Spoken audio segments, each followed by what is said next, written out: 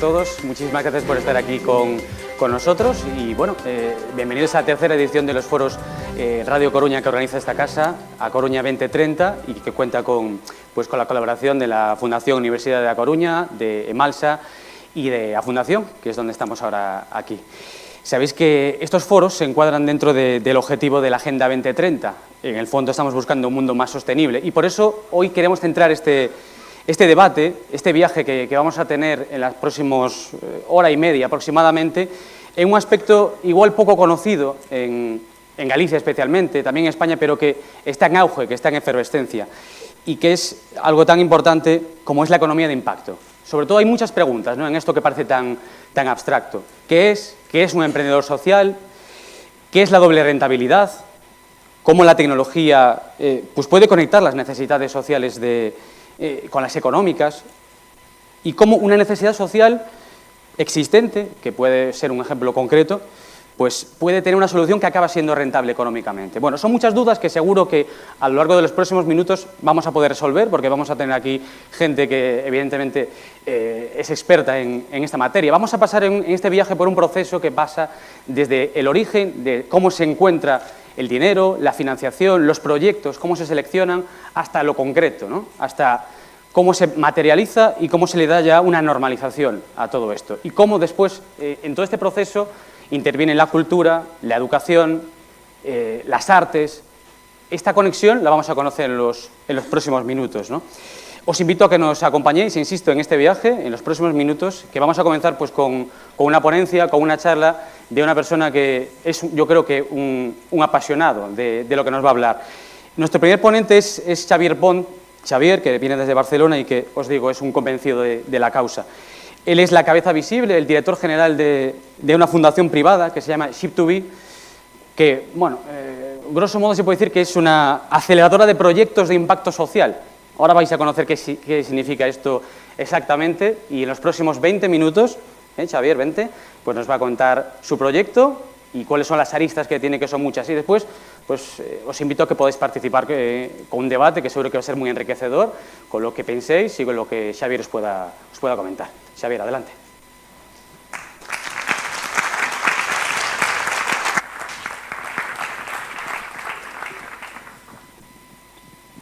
¿Se oye?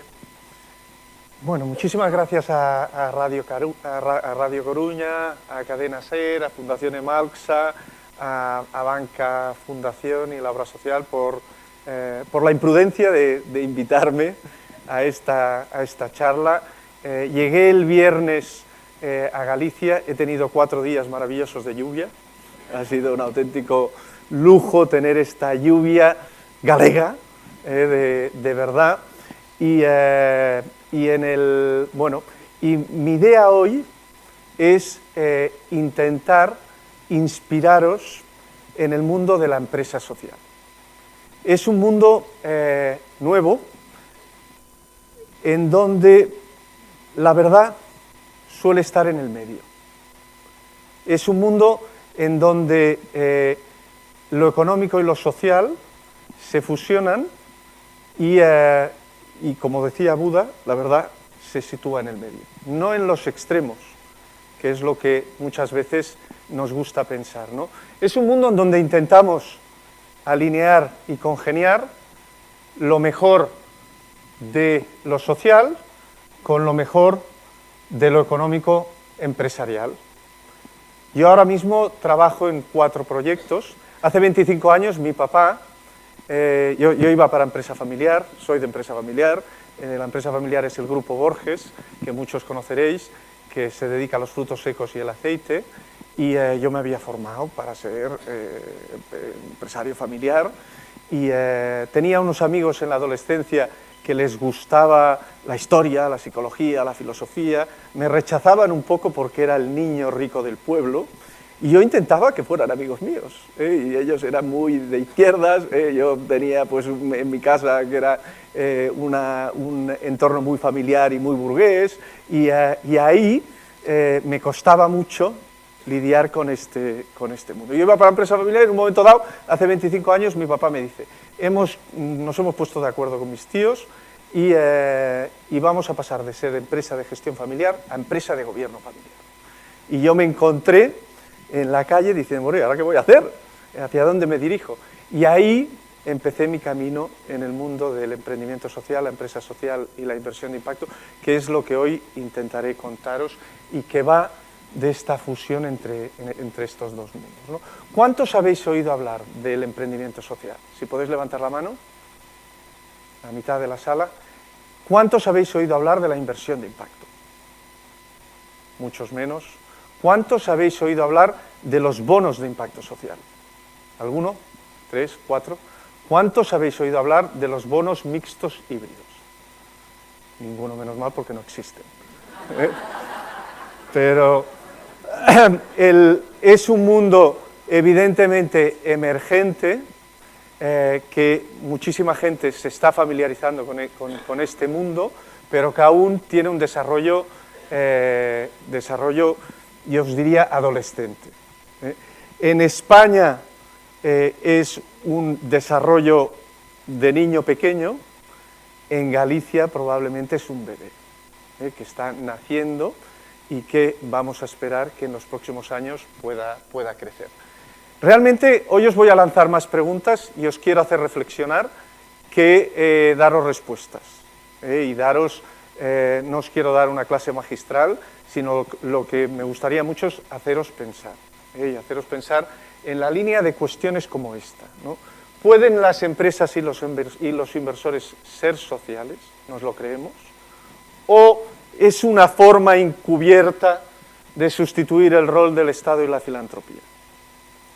¿Nos creemos que la empresa puede ser complementaria y puede hacer una aportación a la mejora de la sociedad complementaria al rol del Estado y de la filantropía? ¿O las empresas se tienen que dedicar a ganar dinero, rentabilidad para los accionistas, intentar optimizar al máximo el beneficio y después ya harán filantropía a final de año con sus donaciones a los pobrecitos en la calle? El tema es que a día de hoy la sociedad exige a las empresas que sean sociales. El 70% de las marcas podrían desaparecer y a nadie les preocuparía. El 80% de los mensajes de publicidad social y ecológica a las marcas no se los cree el consumidor.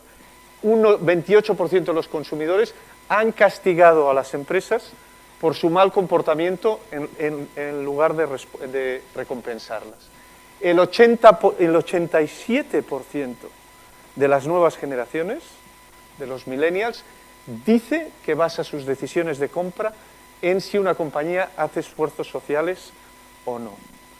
Las nuevas generaciones exigen que las empresas sean auténticas y para ellos, muchas veces, que sean auténticas significa que sean sociales y que realmente se comprometan con sus causas y con su territorio. Por tanto, el mundo está cambiando y aquellas empresas que no entiendan esto probablemente no podrán competir en el siglo XXI. Ya no es solo una cuestión de si realmente quieres cambiar el mundo, si estás comprometido o eres una persona responsable o tienes propósito en la empresa. Es que vas a tener dificultad para competir en el mundo que nos viene.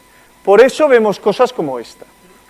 La campaña de Nike. Nike es una empresa con una tradición de compromiso social. También es una empresa que ha hecho algunas historietas que mejor no contarlas en países como Bangladesh. Nos creemos la campaña de Colin Kaepernick, que se pone en contra a Trump y a todos los votantes de Trump en Estados Unidos para defender los derechos de los negros. Nos creemos a Patagonia cuando nos dice con su publicidad, no compréis esta chaqueta. ¿Os imagináis una empresa que diga, no compréis mi chaqueta? Porque lo que tenéis que hacer es reparar, reusar, reciclar. ¿Nos creemos a Ben & Jerry, de Unilever de helados, que prohíbe vender 2 bolas de helados del mismo sabor en aquellos países donde la homosexualidad está prohibida? Hay multinacionales a día de hoy como Unilever, que han puesto el propósito y el impacto social y medioambiental al mismo nivel que el impacto económico. Y están haciendo cosas como decirle a los inversores que si quieren invertir a corto plazo en su empresa, que no los quieren. que solo quieren inversores a medio y largo plazo, y que no van a hacer informes trimestrales en la bolsa, y que todos sus directivos, por ejemplo, el Product Manager de las sopas Knorr, que es uno de los productos que tiene Unilever, tiene sus incentivos vinculados tanto al impacto social y medioambiental como al impacto económico, al mismo nivel. O Danone, que recientemente se ha hecho B Corp. B Corp ya es una marca de aquellas empresas que verdaderamente se comprometen de verdad con el impacto social, pero de verdad, no aquello de hacer ver, no aquello de montar un departamento de RSC para hacer grandes memorias y vestir la mona e intentarnos convencer de que hacen cosas, sino de verdad. Y en Estados Unidos ya hay tiendas que solo venden productos B Corp.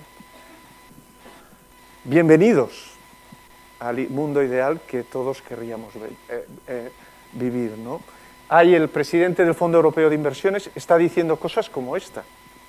Presidente del Fondo Europeo de Inversiones, lo está diciendo, fijaros en la primera y en la cuarta y en la quinta. El valor de cualquier negocio será igual al valor de la solución que llevará a los retos sociales. La transparencia instantánea y la rendición de cuentas hará que la responsabilidad social sea el factor más decisivo para la competitividad. La rentabilidad de los negocios dependerá de su habilidad para monetizar el valor social. Esto es revolucionario. Si pasa, lo dice el presidente del Fondo Europeo de Inversiones, no lo dice cualquiera, ¿no? Por tanto, ¿nos creemos que verdaderamente estamos yendo a una economía del propósito? ¿Nos creemos que las empresas están pasando de verdad en la pirámide de necesidades de Maslow de aportar valor material y ganar dinero a comprometerse con otras causas, como por ejemplo los Objetivos de Desarrollo Sostenible de Naciones Unidas? Son una oportunidad de negocio. Este hombre, John Elkington, que es el que se inventó hace 30 años la palabra sostenibilidad, sustainability, este es el que creó la palabra sostenibilidad, este hombre nos dice que hay una oportunidad de 12 trillones de dólares con los Objetivos de Desarrollo Sostenible para el año 2030, en cosas como los sistemas de movilidad en las ciudades, en cosas como la salud, la eficiencia energética, la energía verde, la vivienda a costes razonables, la economía circular, la alimentación y los residuos en la alimentación, las soluciones agrícolas, etcétera. ¿Estamos viendo verdaderamente el surgimiento de una economía de impacto? ¿O seguimos en el mismo paradigma? Y todo esto que os he contado no os lo acabáis de creer. Y es un poco greenwashing, que dicen los americanos, ¿no? O impact washing, ¿no? Y las empresas, muchas de ellas siguen haciendo cosas como en su día la de Audi, ¿no? Que tenía todos los premios del mundo en un lado de la empresa, con un departamento de RSC que había sido emblemático y ganaba los premios, y en el otro lado de la empresa tenía unos ingenieros que retocaban el motor para que el CO2 no se contara. ¿Será que en el fondo las empresas montan todas estas cositas para hacer aparentar de que son sociales para seguir haciendo lo de siempre? BBVA.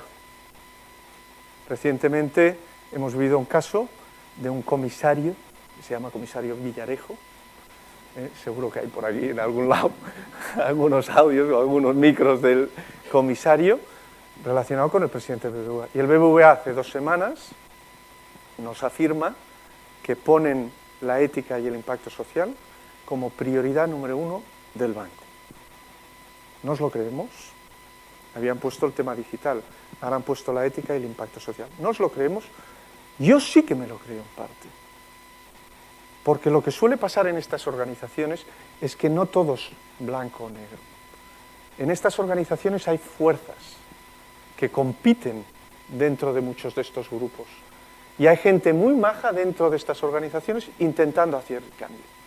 El problema es que quizá hay otra gente dentro de la misma organización que están haciendo otras cosas y que funcionan con otro paradigma y con otra cultura, ¿no? ¿Qué nos creemos? ¿Nos creemos que las empresas van a pensar mucho más en el porqué de las cosas que hacen, en el propósito de por qué hacen las cosas? Pasamos de la empresa social a los emprendedores sociales. Estos sí que se lo creen. Son emprendedores sociales, no sé si los conocéis. La Falleda es una empresa social que hace yogures con personas discapacitadas y que ha resuelto el problema de la discapacidad en una zona del territorio a través de una marca que a día de hoy en algunas categorías está pasando a Danone. Y es más líder y vende más que Danone. Ellos trabajan con personas que estaban abandonadas en manicomios y las han integrado y han hecho que el sentido del trabajo sea un trabajo con sentido y que el sentido de la vida es una vida con sentido. Esto nos lo explicaba Cristóbal Colón, que es el líder de la Falleda, que no es el que descubrió América, es el líder de la Falleda y que es una empresa brutal. O esta otra empresa que coge residuos, mangueras de los bomberos y los convierte en productos de lujo y las vende en las mejores tiendas del mundo y las vende a unos precios de 200 euros, 300 euros el cinturón. O Mohamed Yunus, que ha creado un banco para los pobres y le funciona y es sostenible y es rentable y a día de hoy da microcréditos a la mayoría de pobres en el mundo, que por cierto casi todo mujeres. No sé por qué no se acaba de fiar de los hombres, pero bueno, alguna cosa hay detrás que le hace fiarse más de los hombres que de las mujeres. En España también está pasando. Hay un montón de emprendedores sociales que están haciendo cosas espectaculares. Estos son unos ingenieros, uno de ellos padre de una chica epiléptica que tiene 5 ataques al día y él, imaginaros familiarmente la situación, él lleva 5 años investigando y ha dado con una tecnología que se pone en la oreja y que permite detectar el ataque epiléptico con 1 minuto de anticipación. Epilepsia significa ataque descontrolado. Por tanto, con este aparato desaparece la epilepsia y pasa a ser un ataque controlado. Esto está pasando en España. O esta gente, por ejemplo, que han revolucionado las matemáticas. Las matemáticas en España tienen un fracaso escolar del 27% en edades infantiles. Han desarrollado una metodología probada que viene de Canadá que reduce el fracaso escolar en matemáticas del 27% al 4%. Y parece milagroso y si lo conocierais detrás veríais que hay una lógica aplastante, ¿no? Por tanto, ¿qué es el emprendimiento social? ¿Cómo entendemos el emprendimiento social? Aquí, en este país, entendemos muy bien el mundo de la empresa y entendemos muy bien la economía social, tradicional. Entendemos muy bien todo lo que es sin ánimo de lucro y entendemos muy bien todo lo que es con ánimo de lucro. ¿Hay algo más en el medio? Pues resulta que sí, que en el medio hay muchas cosas. Y en el mundo cada vez hay más cosas. Y hay un espacio enorme que se está desarrollando y que está cogiendo muchísima fuerza.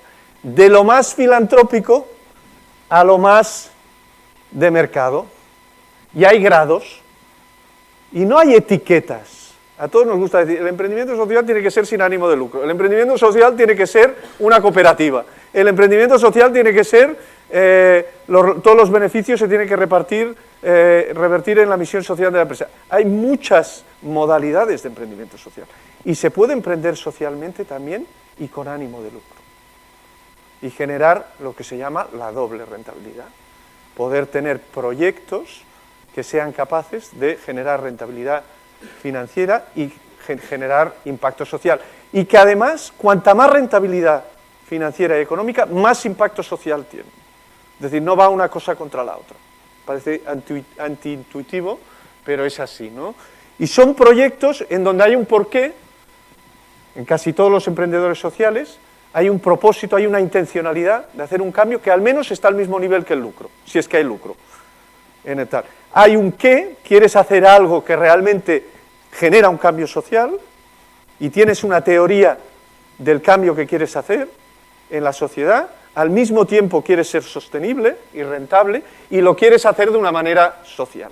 Y esta es la economía que llega, la economía del bien común, que le llaman, en donde vamos a ver un montón de empresas y de entidades que contribuyen a la sociedad más allá del crecimiento económico de la ocupación, porque todas las empresas son sociales, todas, porque todas las empresas generan ocupación y todas las empresas generan crecimiento económico, pero hay empresas que van más allá, hay empresas que hacen más cosas, hay empresas que se implican más, hay empresas que priorizan el cambio social, y a esas, de alguna manera, con el tiempo, las tenemos que priorizar, y el Estado tiene que saber cuáles empresas aportan más a la sociedad y cuáles menos. Y tienen que haber incentivos para las que aporten más y al revés, ¿no? Lo mismo en el mundo del dinero. ¿Tiene color el dinero? ¿Podemos hacer que el dinero también se dirija hacia el mundo social? Este señor, que era consejero delegado de uno de los grupos de private equity principales en el mundo, que se llama Apax Partners, él, a finales de los años 90, consideró que sí. Una persona en los 50 y pico, que había ganado mucho dinero con sus fondos y con sus vehículos, y no sé si con remordimiento o no, en un momento dado dice, oye, ¿por qué no somos capaces de hacer que los mercados financieros trabajen también para el impacto social?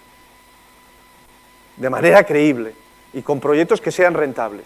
De hecho, le cambia la palabra social, que está muy relacionada con poca profesionalidad, poco rigor, no nos acabamos de creer que puedan ser, y le cambia por la palabra impact. Y el impact investment, que él comenzó a finales de los 90 en la City de Londres, pues a día de hoy ya es una realidad. Y el impacto ya es una parte importante de muchas de las decisiones de inversión. Son solo 7 trillones en un mercado financiero de 193 trillones. Nos queda un campo enorme, pero la realidad es que el año pasado eran 228 billones el de inversión y este año es el doble. Y hace 2 años que crece y cada año se duplica. Es decir, es un mercado con unas expectativas brutales y hay muchísima gente que piensa que esto va a ser uno de los grandes mercados del futuro. Y es un mercado muy variado. Hay de todo cuando se invierte. Hay temas de microfinanzas, hay temas de energía, hay temas de vivienda, hay temas de servicios financieros, hay temas de agricultura y alimentación, hay temas de educación, hay temas de infraestructura, etcétera, ¿no? Y casi todas las inversiones que se hacen en con estos vehículos en el mundo de la inversión de impacto son inversiones que dan rentabilidades y riesgos de mercado. Sí que es verdad que hay una parte del mercado en donde el inversor sacrifica una parte de rentabilidad o de riesgo a cambio de impacto social, pero es menor. La mayor parte del mercado invierte en proyectos de riesgo y rentabilidad equivalentes a los del mercado.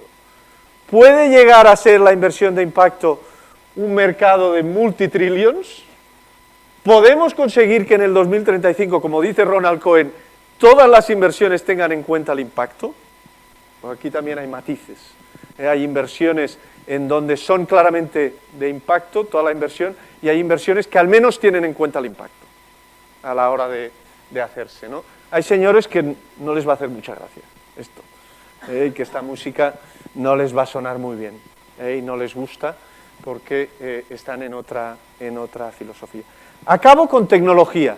Os he hablado de empresa, os he hablado de emprendimiento, os he hablado de inversión, ahora os hablo de tecnología. Está habiendo una revolución tecnológica, una disrupción tecnológica como nunca antes precedente la hemos tenido, ¿no? Y son muchas tecnologías a la vez que están en el punto de la disrupción y que además convergen entre ellas. Y hacen cosas como esta. Hace 3 años se hizo la primera hamburguesa con proteína vegetal. Pero no es una hamburguesa como la de tofu y estas que no, es una hamburguesa que sabe como una hamburguesa ternera y que está hecha con proteína vegetal de unas moléculas de la soja que replican el mismo sabor que la proteína animal. Y esto se hizo y costó la primera hamburguesa $250.000. No sé si los tenéis por aquí para comprar la primera hamburguesa, pero $250.000. Esta hamburguesa se hizo el año pasado por $11. Y este año se pretende llegar a poderse hacer por $0,50. Esta es la revolución tecnológica que viene. Esta niña tenía leucemia, un caso terminal total. Se le ha hecho un tratamiento con la técnica CRISPR, que es un copia-pega genético del ADN. Esta niña vive a día de hoy, fue hace 2 años, gracias a las técnicas nuevas genéticas. Hay una inteligencia artificial que está ganando los mejores jugadores de póker, haciendo faroles. Hay una inteligencia artificial que ya escribe novelas. Todo esto, ¿cómo podemos hacer que toda esta revolución tecnológica trabaje para los retos de nuestra sociedad y de nuestra humanidad? ¿Cómo podemos hacer, por ejemplo, que trabajen en el reto del agua? Ya hay tecnologías, el LifeSaver coge agua del barro y automáticamente la filtra con nanotecnología y te la puedes beber. Esta gente están cogiendo agua y haciendo agua del vapor y del aire en zonas de desierto. En energía, esta gente hace energía solar para los pueblos rurales en África con este tipo de aparatos, o incluso menos sofisticados. Hacen luz con agua y sal. Energía solar ya es más barata que la fósil en muchos ámbitos, cuando era 5 veces más cara hace menos de 10 años. En educación, pues ya estamos viendo cosas revolucionarias, como el One Laptop per Person de África, que por cierto fracasó porque no supo aliarse con el sector social y el sector educativo. En cambio se fueron a Latinoamérica y han tenido un éxito brutal. En Barcelona, la Vall d'Hebron, hace poquito, ya han descubierto un fármaco que podría salvar a la mayoría de los cánceres. Esto es reciente, está pasando. Y hay proyectos para convertir al móvil en un hospital. Vamos a tener un hospital en el móvil, con toda una serie de sensores que lo podremos hacer prácticamente todo en casa. Y hay granjas horizontales y verticales, en donde no hay tierra, solo hay o aire o agua. Son tiendas verticales que funcionan en muchos lugares del mundo donde no hay tierra. No todo es bonito en la tecnología, no todo es bonito, ya lo sabéis.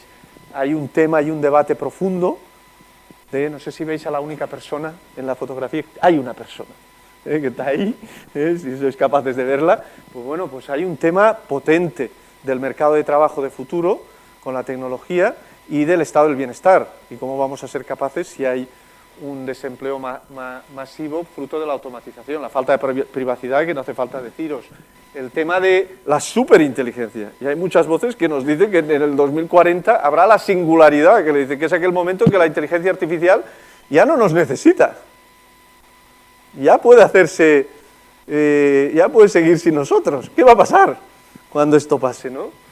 Los efectos adversos de la salud mental, y hay muchos niños con los avances de la realidad virtual que prefieren quedarse en casa, en la habitación, que es mucho más divertido, y oye, y hacen 1000 cosas mucho mejores que en su casa, ¿no? O una sociedad con grandes corporaciones y una economía de muchísimas personas mal viviendo con pocos recursos. Tendemos hacia esto, tendemos hacia el transhumanismo, en donde habrá gente que tendrá acceso a la tecnología y cuerpos con 1000 chips, y en cambio muchísima gente que no podrá acceder a la tecnología y una injusticia latente. Nos va a superar los robots, la tecnología hay que controlarla. La tecnología es importante, pero tenemos que cuestionarla, generar soluciones y generar los liderazgos para movilizarla. Y acabo. No sé si os he hecho pensar. Mi objetivo era haceros pensar. Siempre hay 2 caras de la misma moneda. en muchas cosas. Y la verdad, a veces, aunque no nos gusta, porque nos gustan mucho más los extremos, y estamos en un mundo y en un país de extremos, la verdad suele estar en el medio. ¿Puede la economía de impacto ser la verdad en medio? Muchísimas gracias. Ahora quédate aquí con nosotros, vamos a ver. ¿Sí? Bueno, la verdad que os decía al principio que iba a haber muchas preguntas que se iban a resolver, pero ya veis que ha dejado abiertas muchas más cuestiones, ¿no? A lo mejor la respuesta la tenemos al final de este foro, así que probablemente para poder enriquecer un poco más esto, si os apetece participar con vuestras preguntas, es ahora el turno y esperamos vuestras cuestiones. Para Xavier. Fenomenal. Venga. Siempre tiene que ser uno el que lo rompa, ¿eh? Siempre tiene que haber un primero. Exacto.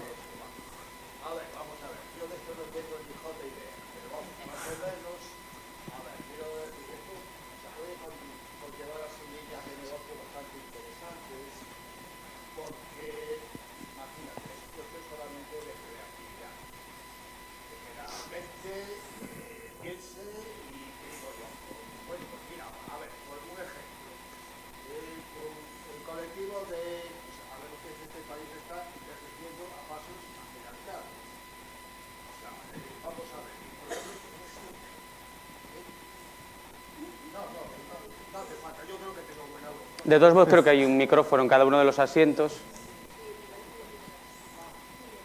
Sí. Ahí hay que pulsar. Eso es. Es la tecnología, sí.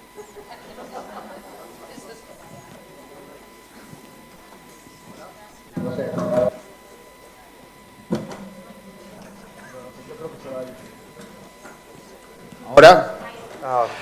Bueno, pues no lo sé. A ver, por poner un ejemplo, a ver, estamos hablando del tema de la población, pues ya, bueno, tercera edad, o sea, eso conlleva pues más achaques, donde había que hacer una prevención en lo relativo a la medicina, ¿no?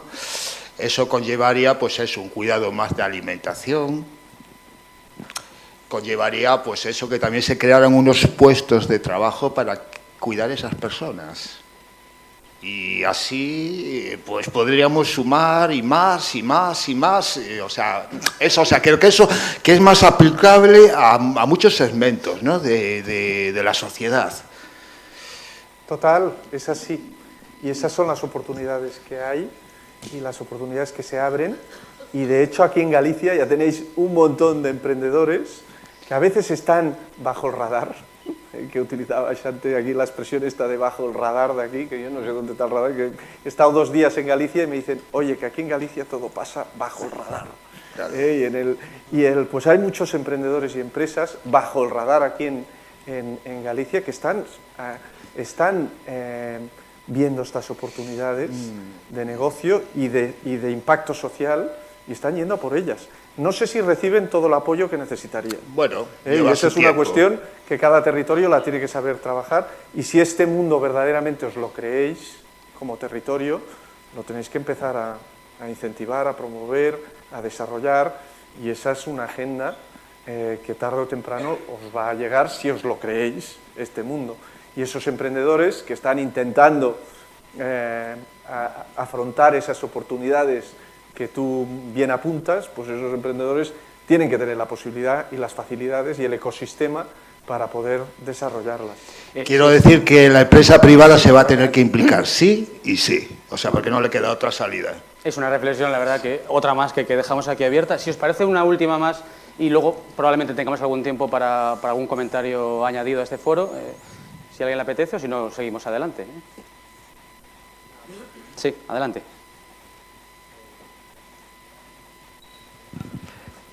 Me ha llamado la atención que durante los 20 minutos la palabra cultura casi no ha aparecido, y es evidente el impacto social que, por ejemplo, Naranja Imaginario es un proyecto precisamente que encajaría dentro de esto. Es solo como reflexión. El sector cultural, el mundo del impacto social es muy amplio. La gente piensa más en la pobreza, en la discapacidad, en las cosas más sociales, pero impacto social es la salud. Impacto social es el medio ambiente, impacto social es la cultura, Impacto social es el agua, es la energía, es un montón de ámbitos abiertos que son claramente de impacto social y así están reconocidos en el mundo. Pero cultura no aparecía, por eso te digo, que la cultura no aparecía. Sí, pues lo es, ya te lo digo yo y si quieres te lo muestro y te lo enseño. Bueno, además esta segunda parte ahora del foro precisamente va a entrar en contacto con la cultura, ahora lo vais a ver. Bueno, pues yo creo que lo podemos despedir con un aplauso porque ha sido 20 minutos pero muy ilustrativos y muy amenos. Gracias.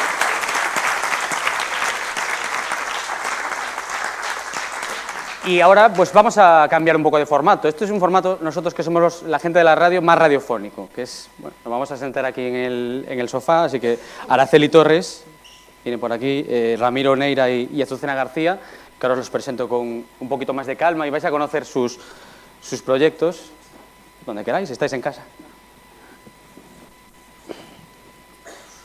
Se te cae esto. Ay, que se me rayó. Bueno, otro problema técnico más, pero bueno, lo pones Bueno, aquí. pero eso xa... Eso es. Aí xa. Sí.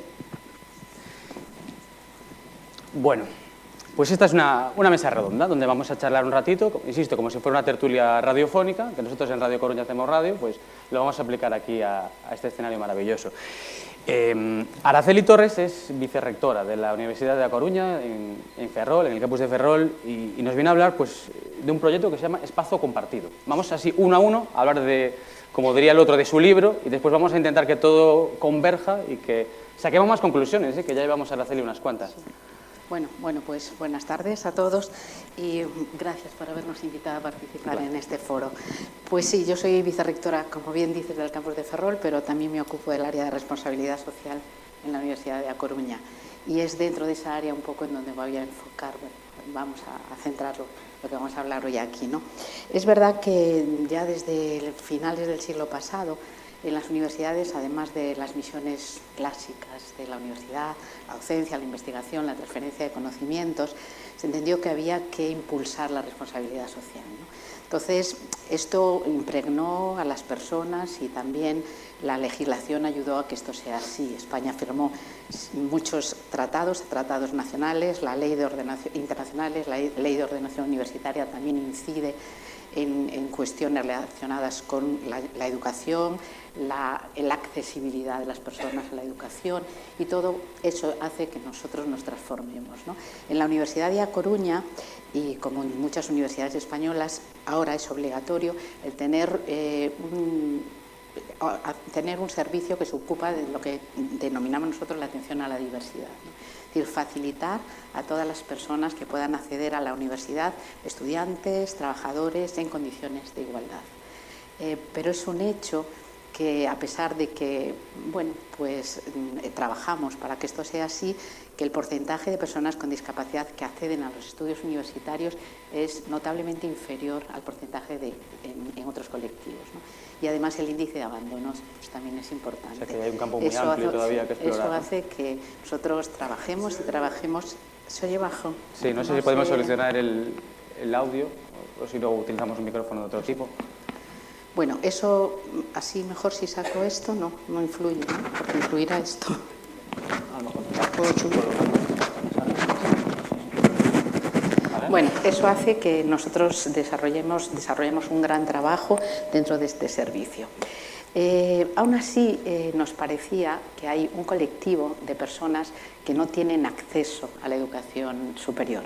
No tienen acceso porque las condiciones de acceder a estudios universitarios pues, son estrictas y hay un colectivo, me refiero a las personas con discapacidad intelectual, que a día de hoy no pueden acceder a estudios universitarios. Y ahí es donde nosotros fijamos un poco nuestro foco. Dijimos, nosotros entendemos, somos socialmente responsables y entendemos que la responsabilidad social va más que poner unas palabras bonitas dentro de un catálogo, ¿no? Y entonces dijimos, ¿por qué no? Y así fuimos pues, pioneros en el sistema universitario de Galicia, en este momento únicos en el sistema universitario de Galicia y pioneros en el sistema universitario español, en donde facilitamos el acceso a personas con discapacidad cognitiva a la universidad. El fin es doble. Por una parte, abrir nuestras puertas a esas personas que de otra forma no podrían realizar estudios dentro de la universidad, y además también darles formación para que puedan tener una vida, una mayor empleabilidad y tengan conocimientos para desarrollar su vida de manera autónoma. En esto estamos trabajando y después, bueno, pues puedo hablar un poco más en detalle de lo que es este proyecto. A mi izquierda está Ramiro Neira, a ver si digo bien la fundación, porque lo estuve hablando antes con él y es costoso, Yehudi Menuhin. Sí, está bien. Vale. En concreto, dentro de esta fundación tan fácil de pronunciar, está el proyecto MUSE, que es del que nos vienes a hablar hoy, Ramiro, ¿no? Como desde las artes también se puede dar con este objetivo que estamos buscando y del que estamos presentando hoy en este foro. Sí, primeiro trasladar a miña responsabilidade por falar dun proxecto do que eu son unha mililésima parte. É un proxecto que leva funcionando máis de 25 anos, é un proxecto europeo, e que en España leva 23, como ben dicía Xavier, aquí en Galicia somos como bebés que levamos 4 anos funcionando. É un proxecto moi básico, sinxelo na súa base, e penso que con uns obxectivos extremadamente maravillosos. É un proxecto onde o maestro da música, do violín, Yehudi Menuhin, plantexa o positivo que pode ser integrar as disciplinas artísticas no contexto educativo. Un pouco priorizando centros educativos con alumnado en risco de exclusión social.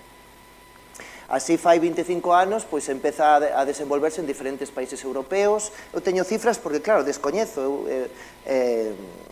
Céntrome aquí en Galicia, que é o contexto que coñezo, pero en España chega este proxecto a 167 centros, de 11 comunidades autónomas, chega a máis de 1.858 docentes que están implicados, 115 artistas en activo e chega a máis de 30.000 nenos e nenas no territorio español. Básicamente, este proxecto plantexa que artistas de diferentes disciplinas interveñamos coas nosas artes, cos nosos coñecementos en centros educativos, en horario lectivo, e os tutores participando das sesións. Hai un traballo previo moi fondo, moi importante, onde se ten que facer unha programación, onde hai un traballo moi fondo de evaluación do proxecto, e basicamente o que se entende son estas disciplinas artísticas non como fin, senón como ferramenta educativa. Eu teño a fortuna de que a miña ferramenta é o teatro, e xogo cos nenos, nenas, adolescentes... E se notan eses resultados de casi de forma inmediata? No, na educación penso que nada se nota de maneira inmediata, absolutamente nada. Quería decir que, bueno, este proxecto está obviamente promovido pola Fundación Yehudi Menuhin en España, e que en Galicia, concretamente en Coruña, porque non hai implicación en outras cidades de Galicia neste proxecto, levamos 4 anos que se vai aumentando pouco a pouco, obviamente con un marco convenio da Xunta que permite que artistas podamos entrar en horario lectivo, senón non poderíamos, co apoio de Paidella e co apoio do Concello da Coruña, que permiten económicamente, obviamente, levar este proxecto adiante. Se hai cousas... A educación é rascar, non? Esa é unha metáfora que dicía un mestre meu, que a mí me marcou a vida. Picar pedra. É rascar, pouquiño a pouco. E, por desgraza, seguramente, o que máis frustre seguramente a moitos docentes é que todo o que consiguen, porque consiguen moitísimo, non o ven de maneira inmediata. Ao mellor o meu mestre que me marcou a vida, Ricardo, que me deu os primeiros pasos no teatro, no Instituto del Viña, ao mellor sí que pode ver determinadas cousas en min, sí que podo asegurar que me transmitiu moitísimos valores. Eu agardo que algúns destes rapaces e rapazas cos que traballamos no proxecto MUSE, nun futuro, digan, hostia, sí que pagou a pena. Cousas inmediatas que te emocionan, que te removen moito por dentro, intervindo en contextos complexos, sí, no día a día, ves cousas que te marcan, cousas que te conmoven. Eu agora mesmo, se me preguntas por o proxecto seguramente teño a idea de que parece que me está dando máis a min que eu que lle aporto a él. Ao final é disfrutar, é rachar o mellor o día a día dun centro educativo, é apostar pola creatividade. Quero dicir, é un proxecto onde pensamos que a creatividade non ten filtro, a creatividade xenera creatividade, que na creatividade non hai erro, porque a creatividade é un xogo, Por lo tanto, eliminamos esa palabra de que en un centro educativo pode pesar tanto, non? A palabra erro, facelo ben, facelo mal, non. Aquí está todo ben feito. Xogade, disfrutade, porque se sodes persoas creativas e apostades polas vosas ideas, ao mellor mañá cambiades o mundo. Sodes persoas que vos tomades o voso camiño, non sodes persoas que tomades o camiño que vos indican, non? Entón, xogamos con iso e disfrutamos, nos conmovemos, vivimos situacións, a verdade, que moi fermosas. Bueno, y ao lado de Ramiro está Azucena García, que nos viene a hablar del proyecto de Adapta Social. Azucena pues, ha estado involucrada en ese proyecto mucho tiempo, Azucena, y me decías antes que es como cambiar al individuo, ¿no? Centrarse en ese individuo para que después, a nivel global, esto repercuta en una sociedad mejor, ¿no? Salud física y mental. Cuéntanos un poco, Eso es. Bueno, ¿en qué consiste Adapta Social? Buenas tardes a todos. Quiero empezar por el final, por las dos intervenciones de mis compañeros y por el final, una parte de la intervención de Xavier, que hablaba sobre si realmente hemos cambiado de paradigma.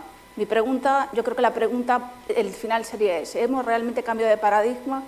Yo no estoy muy segura. Quizá estamos en el proceso de que los dos círculos se tocan y estamos intentando cambiar, enlazar los dos círculos de la segunda fase a la tercera, ¿no? Que sería el cambio real de paradigma.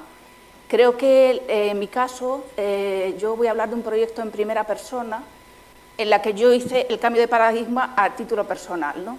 Soy una persona afectada por una enfermedad mental grave, crónica, incurable, pero que sobrellevo y llevo con mucha dignidad. Llegué a Adapta Social a través de su proyecto Acompañarte, que se llevaba a cabo en el Museo de Arte Contemporáneo de La Coruña, en el MAC, hace ya, cuando yo tenía aproximadamente 28 años, tengo ahora 45, y fui remitida por el Servicio de Salud de la Comunidad Autónoma Gallega, del Sergas, y creí que era una posibilidad de integrarme de nuevo en un grupo de personas después de unos años en mi vida donde me había aislado por completo. Yo, aunque pueda parecer un poco fuera de paradigma del ordinario, soy una persona, como diría mi compañera, con estudios superiores, a pesar de poseer una discapacidad del 37%, definitiva, que no me ha limitado a la hora de estudiar, sí he tenido unos altibajos muy profundos, pero yo creo que la fortaleza individual está por encima de las limitaciones. He hecho mis estudios posteriores, pero la enfermedad aparecía de nuevo de forma acuciante y me llevó al MAC, ¿no? al programa de Acompañarte. ¿Qué vi en Acompañarte? En Acompañarte, como decían unas personas que han intervenido, el arte era la herramienta fundamental de trabajo, la cultura, pero la cultura no vista como un elemento abstracto que está solo al alcance de unos pocos. Era algo muy cercano, palpable, que todos vivíamos cada vez que entrábamos en ese museo. Creo que con el MAC y con las personas que participaban del proyecto, su objetivo fundamental era conseguir la transformación sociocultural con la finalidad de mejorar la calidad de vida de las personas que estábamos allí integradas, tanto personas en peligro de exclusión social, como podría ser mi caso, por poseer una enfermedad mental grave, como personas con diversidad funcional. Creo que ellos alcanzaron su objetivo porque, gracias a que los individuos que allí estábamos, participamos activamente y de manera voluntaria. Creo que es muy importante que las personas que están integradas en pequeños proyectos lo hagan de esa manera, voluntaria, porque si no, no podría ser posible el cambio. Voluntaria y activa. Si tú no quieres mejorar, tu vida no va a mejorar, por muy interesante, muy rico que sea el contexto en el que estás inmerso. Y de forma también del entorno más próximo que te acompaña. En mi caso era mi familia, mis padres, mis hermanos, mi círculo pequeño de amigos, que de una sorpresa inicial por la propia enfermedad y la transformación individual que supuso en mí esta enfermedad, fueron acompañándome en ese movimiento de mejoría que di gracias al programa Acompañarte y de mi propia labor activa de querer recuperarme como persona. Creo que aquí la variable tiempo, como en todos los proyectos, en el cambio de paradigma, en la música, en el arte, en la universidad, es la clave. El tiempo para que uno se dé el tiempo a sí mismo para mejorar, para asumir su propia situación personal ayudarse de las herramientas que la sociedad, que los pequeños grupos de participación, culturales, sociales, públicos y privados, mixtos, te ponen al alcance, y del compromiso propio, que yo creo que la clave está ahí. No es lo único necesario, porque a veces uno se siente perdido y solo, pero sí es el punto de partida para llegar a un final. Yo creo que desde ese punto de partida, desde el cambio individual, solo es posible alcanzar a corto y medio plazo un cambio del entorno, y a largo plazo yo creo que los cambios culturales son como mínimo de 25, 30, 35 años, de ahí no nos podemos mover. A pesar de que el cambio tecnológico, Xavier, es vertiginoso, los cambios culturales son mucho más lentos, pero hay que apostar por ellos, y si han sido posibles en otras ocasiones, también serán posibles ahora. Yo, para cerrar mi intervención, me gustaría leer un poema que escribí cuando asumí que yo había vencido a mi enfermedad, que me acompaña, pero que no es la protagonista de mi vida, y que os voy a leer, que es también un poco un ejemplo de cómo la cultura, el cambio cultural o la herramienta de la cultura te la puede aportar una organización, en este caso Adapta Social, a través del MAC, y uno mismo a través de la escritura de este poemario, Cartografía del Olvido, que acaban de editarme. Vencedores, al final has sido más fuerte que yo, has conseguido que me tambalee, que pierda el equilibrio que aún me sostenía. Creo oírte a lo lejos, triunfante, clamoroso ante la batalla vencida. Eres fuerte, más que yo.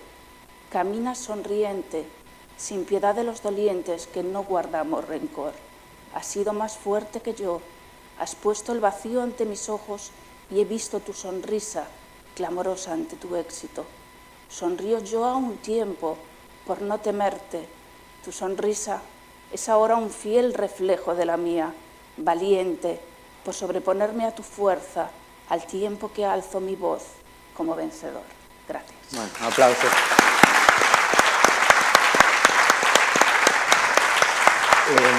Bueno, no sé qué os parece, pero parecen como Araceli, Ramiro, Azucena, como pequeños pasos un poco todos por separado, ¿no? Parece esto como una lucha en la que tenemos que ponernos un poco más todos de acuerdo para que esto dé efecto. Hablabas tú de tantos años para que algo cambie socialmente. ¿Cómo lo veis? Esta aparente estado casi en pañales, ¿no?, que se puede decir de todo este movimiento. Bueno, no sé, yo separado no lo veo. Son percepciones complementarias, ¿no? Si cada uno nos ponemos en ámbitos distintos. Sí, obviamente falla ahí un poquito. Hablaré más alto. Soy profesora,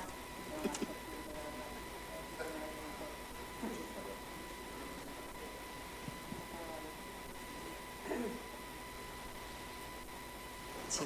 Bueno, decía que no me parece que sean campos distintos, sino más bien creo que son campos complementarios. Cada uno nos movemos en ámbitos distintos y ahí, dentro de nuestros ámbitos, es en donde desarrollamos pues nuestro trabajo, ¿no? Nosotros, como institución encargada de la educación superior, pues nos movemos en el ámbito que nos movemos. Y ahí sí que nos pareció el paso que dimos, bueno, un poco Azucena es un poco reflejo de personas que presentan una discapacidad, una diversidad, y que ha tenido acceso a la educación superior, a realizar una carrera universitaria, y probablemente haya tenido ayudas dentro de la propia universidad. Espero que sí, ¿no? Nosotros en la Universidad de A Coruña sí tenemos, prestamos ayudas a personas que necesitan ese tipo de ayudas, pues transporte adaptado, intérprete de lengua de signos, adaptaciones curriculares, en fin, queremos facilitar a las personas que estudian en nuestra universidad que puedan hacerlo en igualdad de condiciones con el resto de los estudiantes, que, bueno, todos somos diversos y unos tienen otro tipo de diversidad, ¿no?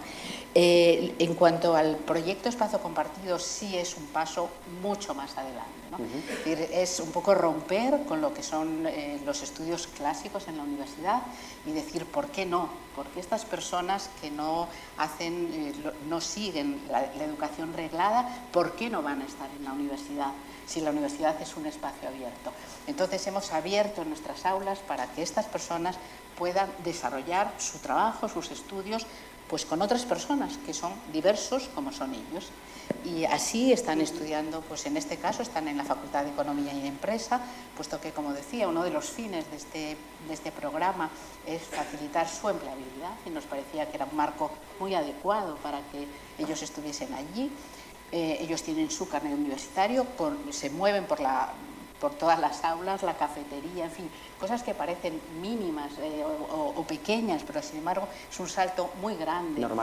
Normalizar su situación, ¿no? Ellos cogen un autobús para ir al campus de Viña, si tienen que cambiar de autobús, pues cambian de autobús. Yo un día, por ejemplo, hablando con una madre de un estudiante que teníamos, que precisamente venía de Ferrol, y cogía un autobús hasta Ferrol, llegaba a la estación de autobuses y ahí tenía que coger otro autobús para ir a la facultad. Y me decía que todos los días estabas muy preocupada hasta el momento que le llamaba, ya estoy, mamá, ya estoy en la estación de autobuses, ya estoy en la facultad. Y de repente un día se dio cuenta que eran pues las 2, no le había llamado y estaba tranquila. Eso es una de las cosas que con nuestro programa queremos conseguir, ¿no? Es decir, que se normalice, es que una persona que tiene una diversidad cognitiva que puede realizar pues una vida como otros estudiantes que no tienen ese tipo de discapacidad. Estamos satisfechos con el programa, es verdad, un poco como decía Ramiro, nosotros también tenemos una financiación para realizar este programa, tenemos financiación del Santander Universidades, la Fundación Universia y la Fundación 11, y tenemos especialistas como profesores de este programa. También hemos hecho, empezamos en el año 2013, tuvimos unos años como un proyecto piloto y a partir del curso pasado ya hemos dado una transformación bastante grande al programa y de hecho es un título propio de nuestra universidad, un título propio como hay otros títulos propios, ¿no? Y sí, ahí estamos incorporando profesores de la universidad, profesores que también están dando clase ahí. Estamos contentos, los estudiantes creo que están muy contentos y sus familias pues también lo están, y nosotros también. Suena maravilloso, sí. Claro, y muy gratificante. Ramiro, hablaba antes Azucena de cómo no obligar, ¿no? Aquí el vehículo del arte, del teatro, de la cultura, cómo eso, a través de eso convence a un chaval y a través de eso, como excusa, digamos, maravillosa, pues conseguimos esa integración. Eu penso que a través da palabra xogo, a creatividade é xogo. Todos sabemos, escoitamos que nos dende pequeniños, non sei, cando chegamos a adultos algo pasa, non? Que petamos aí e se nos cruzan os cables, pero realmente a maior cantidade de aprendizaxe que nos asumimos é dende o xogo. Por lo tanto, o arte, as diferentes disciplinas artísticas é xogo, porque é creatividade. Non hai nada imposto, lle plantexamos contextos para que os rapaces e as rapazas xoguen. Hai unha cousa que eu lle trasladaba, que xa dixen antes, que nos intentamos eliminar a palabra erro. Ted en conta que estamos nun contexto educativo que ao final hai notas, hai cuantificación. Hoxe en día no contexto educativo se cuantifica todo, non porque os docentes queiran, porque están obrigados a cuantificar o que fan os rapaces. Entón, hostia, que dá medo non dar un pasiño. Nas nosas sesións hai liberdade para que traballen en grupo, para que propoñan, que experimenten, que traballen en grupo, que traballen en proxectos realmente, porque realmente que xuntar de súpeto a 20 rapaces dun aula, creo que me fagades unha proposta escénica sobre este tema, veña, que vos hai, a reflexión que xurde, a xestión das súas emocións, a resolución de conflictos, isto non é nada complaciente, quero dicir, nos xogando tamén temos conflictos con compañeros e compañeiras, e sobre todo, amosarlle aos docentes, que para min é a grande ferramenta deste proxecto, amosarlle aos docentes os seus alumnos dentro dun contexto completamente diferente. Quero dicir, porque aínda que haxa docentes que plantexen actividades diferenciais, eles sempre son o foco, eles sempre son os coordinadores. Cando un docente se lle propón un contexto onde ele é un observador e onde ve os seus alumnos e alumnas xogando, de súpeto ve perfís, ve actitudes, ve cousas nos seus alumnos que lle axudan moitísimo a traballar despois con eles na súa aula. Entón, pois, bueno, aí dando pasiños, estes proxectos son extremadamente interesantes e van crecendo, quero dicir, porque o proxecto MUS está sendo demandado por centros educativos da cidade. Que pasa? Está os recursos económicos, pero bueno, se hai aquí alguén da da Fundación Abanca, de Malsa, pois xa pode, incluso vegano, que sei, Bueno, que me creo venga que así estamos aquí, en un bo sitio, precisamente. Penso que estamos en un bo sitio, vale? En a radio tamén, que se escoita. Efectivamente, non? Pero sobre todo pensar que estes proxectos tamén cando crecen, cando un proxecto crece, a coordinación cambia, plantexanse novos retos, e, bueno, ten que ir crecendo pouco a pouco, e apostar por este contexto sen ver os resultados de maneira inmediata. Por lo menos os artistas non o vemos, non somos como xente que ven aí a rachar o día a día do centro educativo. O fermoso é cando ves as caras dos rapaces e das rapazas, e sobre todo cando os tutores, sobre todo de primaria, que teñen unha visión do seu alumno moito máis directa. Un titor de primaria sabe todo dun neno e nena, sabe a que se dedican os pais, saben todo. Cando un titor di este proxecto paga a pena, de verdade, motívate moito. Quero rematar con unha experiencia que tiven cando nos comezamos neste proxecto. Hai un encontro a nivel nacional de todos os centros e artistas que participamos en Magalia, e de súpeto empezou a falar un director dun centro educativo catalán, empezou a falar do proxecto, e eu, vou non dicir así en petit comité, pero cagueime en riba ao escoitar este señor, porque ia haber un proxecto no que eu ia participar, e de súpeto puxo nese proxecto unha responsabilidade tremenda. Ele estaba como director nun centro educativo en Barcelona, onde o 80% da súa matriculación era de etnia xitana, por exemplo, 80%, dese 80%, o 60% era matriculación de etnia xitana, búlgaros, rumanos, etcétera, etcétera, que moitos deles non sabían nin castelán, nin catalán, nin nada. El puxo toda a ferramenta educativa para poder traballar con eses rapaces no proxecto Muse. Empezou a chorar porque el dicía: eu retírome, xubilome, o único medo que teño é que este proxecto desapareza, porque realmente é básico para que neste centro podamos convivir e podamos seguir traballando xuntos. Entón eu dixen: mamá, onde me metín? É fermoso, é un proxecto fermoso, e que estemos participando aquí, pois paga a pena. Bueno, concluimos entonces, Azucena. Hablaba antes Araceli de dar normalidad a lo que para muchos es normal y para otros, desgraciadamente, no lo es tanto. Yo quería, darle las gracias a los dos y a Araceli, porque yo creo que la educación es liberadora. Para mí lo fue, lo ha sido siempre, y espero que lo siga siendo. Ir a la universidad, yo cuando llegué a la universidad, en teoría, ya estaba enferma desde los 16 años, pero no sabía que estaba enferma, sabía que algo me pasaba. Por desgracia, en aquellos tiempos no eran los de ahora.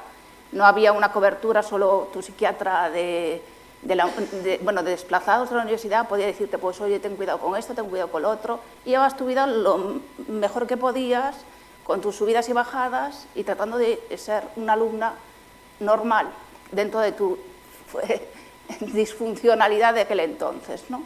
Hoy en día he conocido vuestro proyecto hoy y me parece fantástico, sobre todo lo relativo a las personas con diversidad funcional, porque yo he hecho voluntariado con ellas y me parece que integrar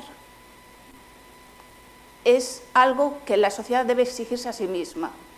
Y yo entiendo también que hay que ser realistas, no podemos vivir en el mundo de las ninfas.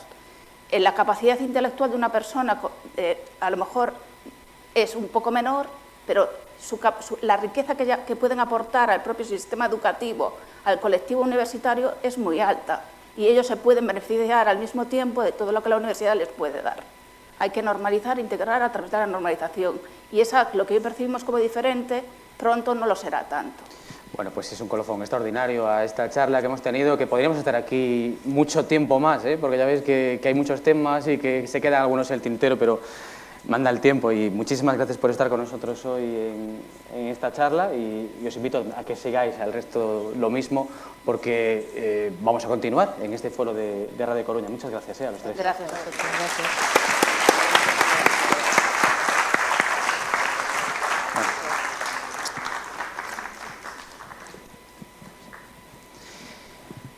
Bueno, Pues vamos a continuar entonces, mientras vamos tomando asiento y vamos a la siguiente parte, porque hemos hablado del inicio, de la idea, del dinero, de la tecnología, de la cultura, pero vamos a algo concreto, ¿no? Vamos a algo específico, algo que ya está normalizado, y es lo próximo que vais a escuchar. Yo creo que si ya estabais aquí en este auditorio antes de que empezara el foro, habréis escuchado un grupo de música maravilloso, música electrónica, Naranja Imaginario. Así que me voy a sentar y vamos a escuchar a estos auténticos artistas, para los que pido un aplauso.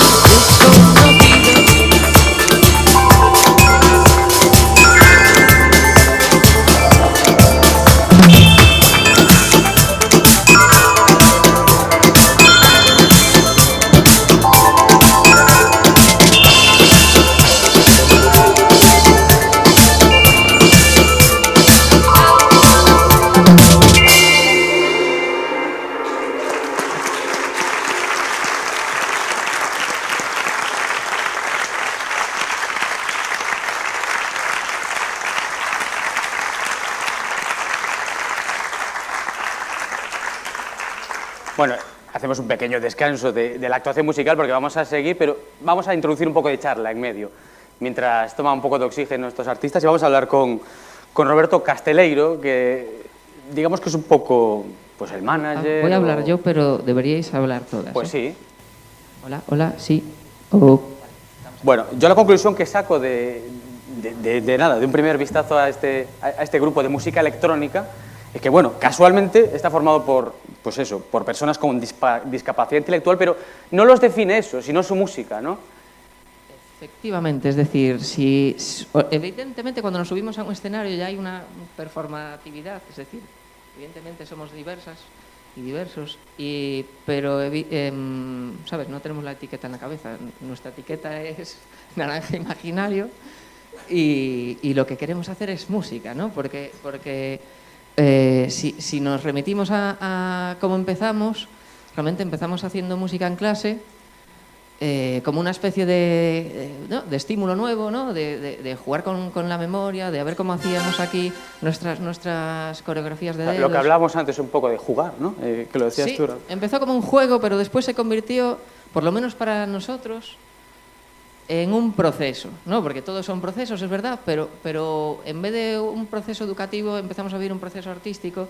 Y sí que es verdad que antes hablaban de si se nota inmediatamente. Nosotros llevamos 5 años y yo creo que nos llevó bastantes años de repente aterrizar en algún tipo de hostia, pero estamos haciendo nuestras canciones, ¿no? Tiene nuestro principio, nuestro final, hablamos de nuestras cosas. De hecho, esta letra del espacio es heredada de nuestra primera cantante, de Tania, que es la que nos hacía las letras de imaginación espacial. Y nada, no sé. Vamos a empezar por partes un poco. ¿Cómo surge todo esto de un prototipo, de una idea, de un proyecto a lo que es una realidad ahora, algo consolidado? A ver, ¿cómo pensáis que surgió? ¿O cuándo pensáis que nos consolidamos? ¿Cuándo fue nuestra salida del cascarón ahí?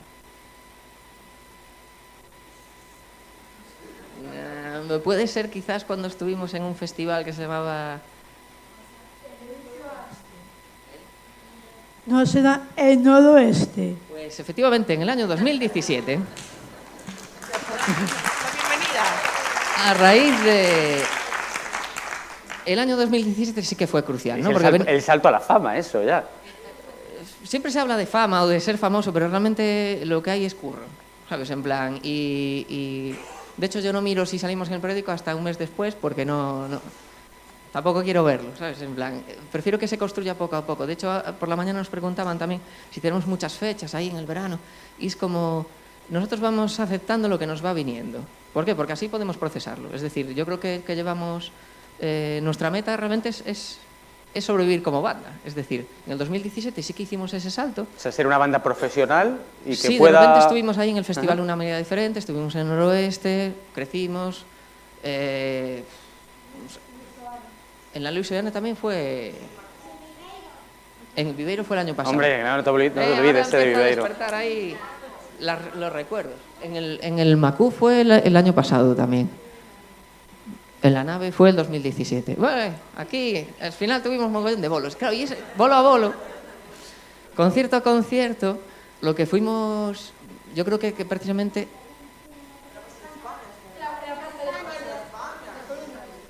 Eso fue un concierto brutal.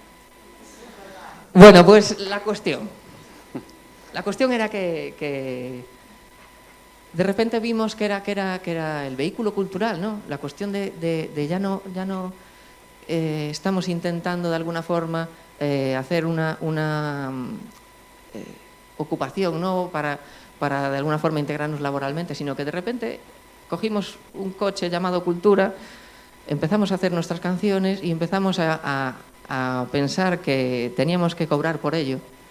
Y entonces empezamos a autofinanciar. Bueno, el proyecto. como toda banda, claro, ¿no? Sí, la cuestión es que hubo un momento del proyecto que también podía ser otro tipo de proyecto, ¿no? En plan, pues de alguna forma convertirnos en algo más grande, pero nos hemos quedado en lo pequeñito porque lo podemos manejar, es decir, al final nosotras ensayamos todas las semanas, intentamos que precisamente autofinanciarnos, ¿no?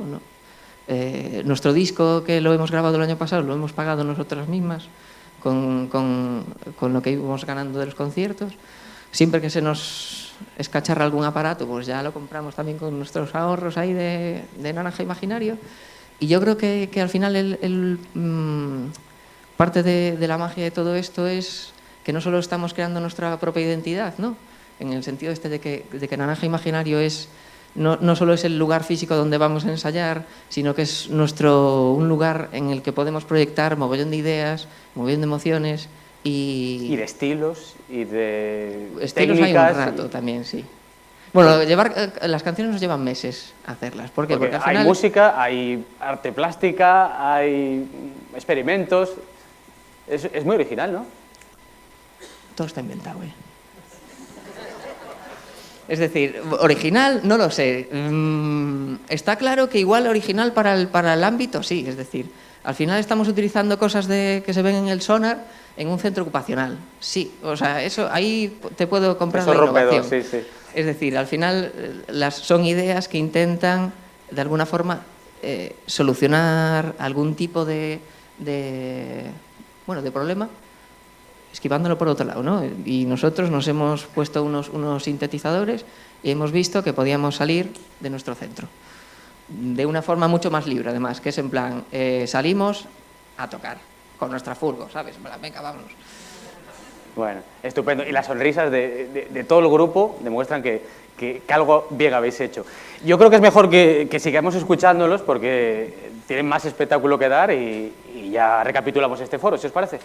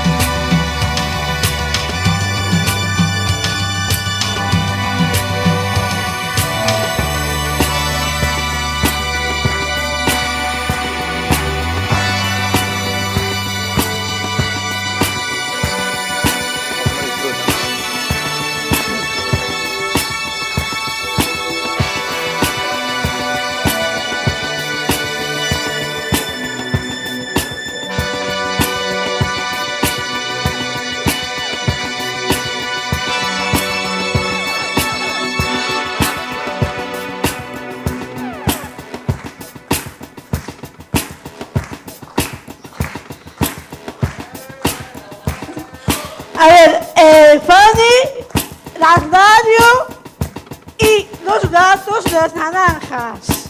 Un aplauso.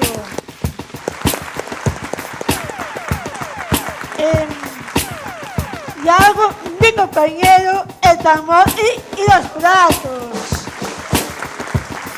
Estrella el piano. Mi compañero Miguel pedazo de luces. Roberto canta y toca el bajo. Y luego el tambor, claro. Y yo, de última, toco el piano y el pedazo de la luz.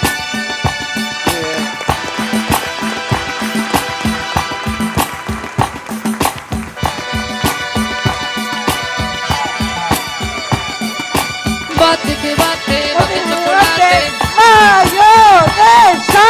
Bate que bate, ¡Mayonesa! bote que bate, bate chocolate. Hola Saragono, tengo un mensaje, vengo del futuro. Terminator, Terminator. Hola Saragono, tengo un mensaje, vengo del futuro. Terminator, Terminator. Hola Sarah Connor, tengo un mensaje, vengo del futuro. Terminator, Terminator.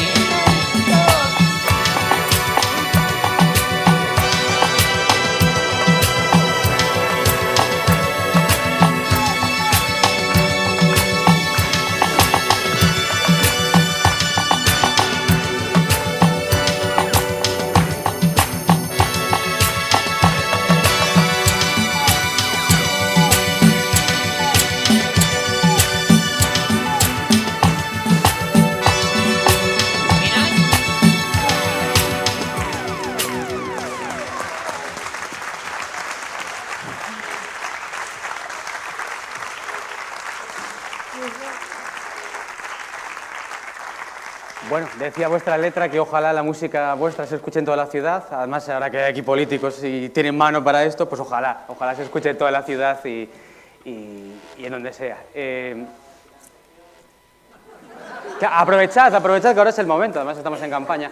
Bueno, que muchísimas gracias a todos por haber venido aquí y con esto ponemos ya el punto final a este tercer foro de Radio Coruña, Foro A Coruña 2030, pues recordamos y agradeciendo la colaboración de la Fundación Emalsa, de la Universidad de La Coruña y la Fundación, obviamente, que nos aporta este maravilloso lugar donde hemos pasado, yo creo, un rato muy enriquecedor. Así que, insisto, muchísimas gracias a todos y llevad paraguas, que creo que no está la cosa muy decente por ahí fuera. Gracias.